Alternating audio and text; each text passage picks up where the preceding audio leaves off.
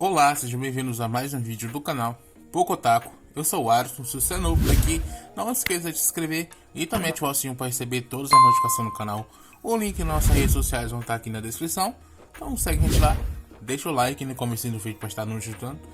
E no vídeo de hoje eu vou estar trazendo para vocês esse 19º episódio de Bleach, resumão sobre ele, falando de quão incrível esse episódio foi, com a Rukia mostrando seu verdadeiro poder, ativando finalmente a sua Bankai, que por sinal é um absurdo completo, e também mostrando o quão que o Asnot pode ser um assustador. E eu vou parar de enrolação e começar logo com isso. O episódio começa mostrando o Ichigo saindo do Palácio do Rei das Almas, com um novo traje, e o pessoal da Divisão Zero abre o caminho para ele voltar ao Sereitei. E o Ichigo fala que ele tem que se apressar e chega lá antes que o ataque dos Quincy's comece. Mas o Ichibei, ele chega lá avisando que o ataque já havia começado 3 horas atrás, e isso faz o Ichigo ficar desesperado, e ele pula de lá com pressa, porque ele queria voltar o mais rápido possível. E a Rikifumi, ela joga uns bolinhos de arroz pro Ichigo levar e comer durante o caminho, e ela também comenta como que o Ichigo mudou durante aquele tempo,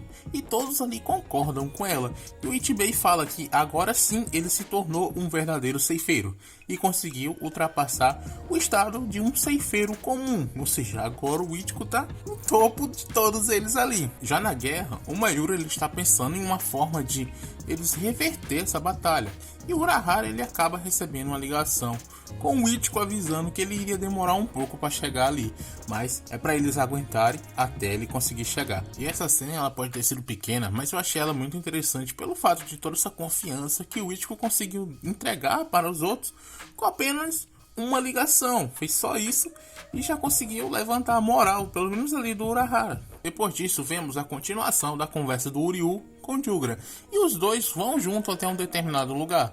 E esse lugar é onde estão presos os Quincy's que perderam as suas lutas. E lá eles serão julgados. E quando o Jugra vai acertar o pescoço do Quincy, ele consegue se defender, transformando o seu corpo em ferro. Mas o Jugra fala que ele estava sem sorte e ativa o seu poder, criando uma balança por cima deles, e isso possibilita que ele corte a cabeça daquele Quincy, e logo em seguida ele vai e corta a cabeça do outro. Ele se vira para o Ryu e explica que aqueles que recebem um pedaço da alma do rei, ou seja, a sua determinada Shrift, eles terão seus poderes absorvidos após a sua morte. E o Ryu ele pergunta se havia mesmo necessidade de matar aqueles Quincy's ali, já que eles eram tão fortes. E o Jugra fala que o verdadeiro objetivo do rei não é a Sociedade das Almas, é algo além disso. E só ele pode dizer quem é necessário para conquistar esse objetivo ou não. E agora que o Ryu ganhou um pedaço da alma do rei, ele não pode fugir disso. Ele também fala que o Yhwach deve continuar a lutar e absorver almas, senão o restante da conversa acaba não sendo mostrado, mas pela expressão que o Ryu fez, é algo muito sério que eu tô muito curioso para saber também. A Rukia também aparece depois disso e ela está procurando por outros sobreviventes, até que alguém começa a importunar com ela, tocando no seu braço, sussurrando no seu ouvido, e o Asnot aparece atrás dela. E ele tá lamentando porque perdeu a Senbon Saco. E a Rukia já se prepara para a luta. E ela se lembra que foi aquele Quincy que roubou a Bankai do Byakuya. E o Asnot também se lembra dela, ele reconhece. Ele sabe que aquela é a irmã do Byakuya e pergunta aonde ele está, ou se ele viria salvar ela se por acaso o Asnot tentasse matá-la. Então a luta dos dois começa, com o Asnot disparando várias de suas balas de medo e a Rukia conseguindo desviar de algumas delas. Mas quando ela vai tentar defender utilizando o seu gelo, aquelas balas elas acabam passando porque o gelo não consegue impedir o medo. Assim, a Rukia ela acaba sendo atingida e o Asnot ele começa a falar que aquela sensação que ela estava sentindo agora depois de ser atingida, aquilo era um medo. E a Rukia ela pergunta se aquilo é medo, então o que ele sente? Ela também fala que talvez o medo do Asnot seja o medo de o medo não ter efeito. Basicamente é isso, é meio confuso, mas pode ser que esse seja o medo dela. O Asnot ele diz que isso é impossível porque uma pessoa não é capaz de resistir ao medo. E a Rukia só manda ele apontar aquelas balas para ela de novo, que ele saberá. O Asnot ele volta a disparar e acaba acertando a Rukia, mas aqueles projéteis que acertaram ela acabam sendo todos congelados, já que nesse momento ela consegue usar todo o poder da sua Zanpakuto. E o Asnot ele fala que o gelo não impede o medo e faz um grande discurso sobre como as pessoas nascem e crescem com medo de morrer. A Rukia, depois de todo esse discurso sobre medo, diz que por isso aquilo não funcionará com ela, porque nesse exato momento ela não estava mais viva. E tudo isso por causa da sua Zanpakuto, que ao contrário do que ela pensava, a sua Zanpakuto ela não emite gelo da sua ponta. A Sodeno Shirayushi é uma Zanpakuto que diminui a temperatura corporal do seu usuário para abaixo de zero. Assim, tudo que entra em contato com ela congela. O Asnot ele fala que aquilo era uma loucura, porque se ela reduzir a sua temperatura corporal para abaixo de zero, as suas funções corporais deixarão de funcionar, e assim não tem como ela sair daquilo vivo. E a Rukia, ela fala que é exatamente isso, mas a sua habilidade que ela adquiriu de controlar as partículas espirituais do seu corpo faz com que ela consiga matar temporariamente o seu próprio corpo. Então, com todas as moléculas do seu corpo parada, até mesmo o medo que se infiltrou no seu corpo perdeu o efeito. E a menos 273 graus negativos é o zero absoluto, mas ela só consegue ficar nessa forma por 4 segundos. Mas esses 4 segundos foram o suficiente para ela acertar e acabar com o Asnot. E depois disso ela vai baixando a sua temperatura aos poucos para evitar que o seu corpo se quebre devido ao gelo. E mesmo com todos os cuidados que ela vai tomando, o seu corpo ainda acaba se ferindo, devido a ela ter ultrapassado os 4 segundos do zero absoluto. Mas, para a surpresa dela, o Asnot ele ainda estava vivo, e ele começa a se lembrar do seu passado, de como ele era alguém muito doente, que mal conseguia respirar, e ele pensa em como será que seria o céu ou o inferno, e ele se pergunta se tem medo de ir para esse lugar. Mas é nesse momento que ele acaba sendo visitado pelo Yhwach, e é quando ele recebe a sua letra, a letra F. E voltando para a batalha, ele fala que a única coisa que ele teme é ser repreendido pelo Yhwach. Tirando isso, ele não sente medo e nem a dor da batalha, e começa a se transformar, liberando a sua Vorstand. E a transformação dele é completamente bizarra, com a barriga dele se abrindo, saindo tudo pra fora, com sua cara sendo revelada completamente horrível. Isso sim é uma transformação assustadora, meus amigos, pelo amor de Deus. Depois que ele se transforma, a Rukia ainda tenta atacar ele, mas ela não consegue acertá-lo.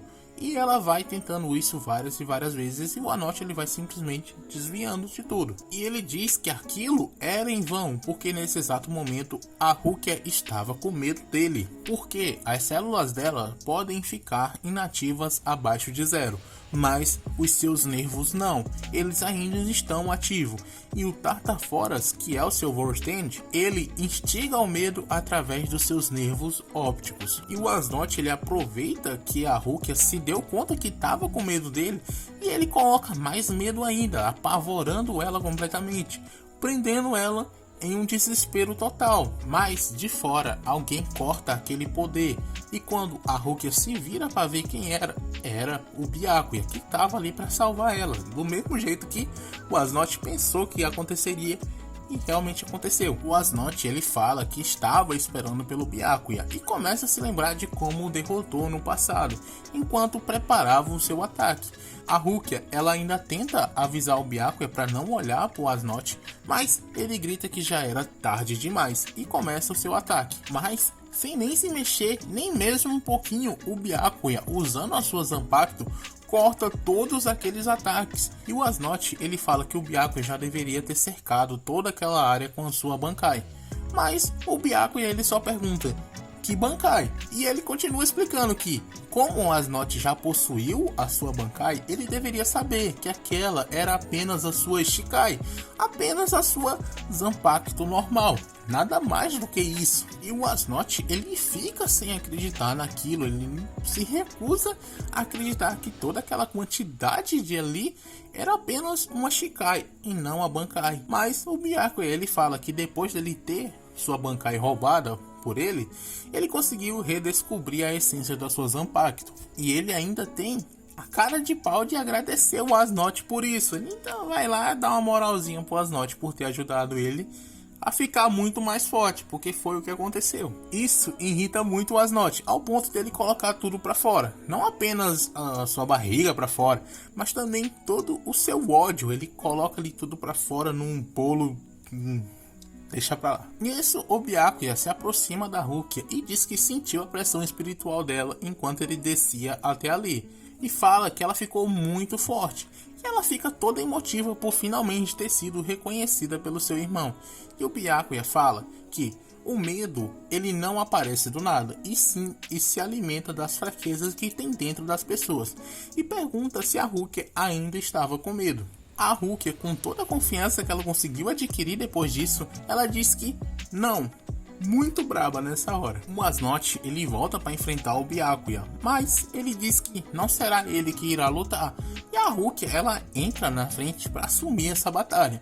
E com o conselho do seu irmão, ela vai e ativa sua Bankai, que é a Haka no Togane. E só a explosão da ativação da Bankai é o suficiente para acabar de vez com o Asnot. Então o visual da Rukia com a sua Bankai é mostrado.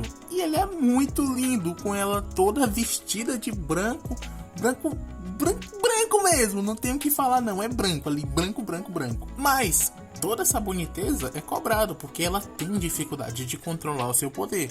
Mas o Byakuya, que estava ali aconselhando ela, vem e segura na sua mão, para que ela se acalme e desative a sua Bankai com calma e devagar. E assim que ela faz. E o Byakuya diz que aquela é uma Bankai muito linda, mas também muito perigosa, e que ela tem que ter cuidado ao utilizá-la. E ele a chama para os dois irem proteger a Sociedade das Almas. E assim ela vai. Já na divisão 4, a Isane e a Yatiro, que estavam cuidando dos feridos, elas acabam recebendo a visita de um Quincy, que consegue esconder a sua presença. Então, no próximo episódio, a gente vamos ter a volta do Kenpachi Zaraki, esculhambando tudo. Aguardo vocês até lá, só tenho isso pra dizer. O Zaraki tá voltando. Espero que vocês estejam muito ansiosos pra isso. Eu estou realmente muito ansioso. Deixa o like se você ainda não deixou. Se inscrevam, comentem, assistam nossos outros vídeos que vão estar passando aqui na tela. E do mais, era só isso. Valeu, falou!